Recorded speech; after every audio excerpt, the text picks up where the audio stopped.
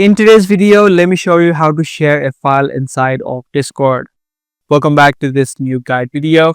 If you're trying to share a file from your computer inside of a particular server or inside of a direct message, just open up the section where you want to send the file and click on the plus icon on the bottom.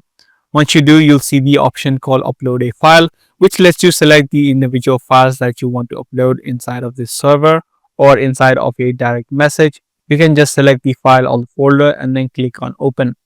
Now there are some limitations. If you are a free user of Discord, the file size allowed is 10 MB per file. So if this file is above than 10 MB, you won't be able to upload it. If you are basic or full Nitro users, you have 50 and 500 MBs that are available. Now, other than the direct sharing, if you have a large file and if you are a free user, you can use a cloud storage such as Google Drive.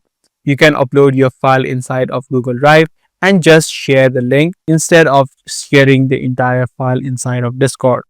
So you can just upload any file inside of Drive and then just copy in this link so that the entire file does not need to be sent inside of Discord.